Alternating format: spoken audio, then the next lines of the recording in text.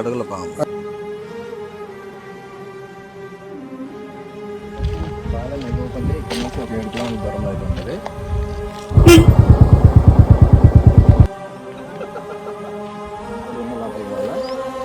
ఇక్కడ పుట్ట ఉంది అన్నారు కదా, ఒకసారి ఆ పుట్ట దగ్గర వ్యవసాయం చేసుకుంటే ఇక్కడే ఉన్నారు కదా. ముందు పెద్ద పుట్ట ఉంది, ఎంత పెద్ద పుట్ట. చెరువు అంటే ఇదే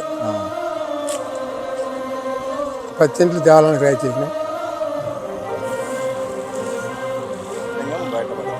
అవి గణపని ఒక నెలకు ఈ గణపని ఇది కిందనే గట్టి ఉండింది. అట్టి తీసుకొచ్చి మనం ఆడిని పుట్టకాడ పెట్టింది నిన్న అయితే.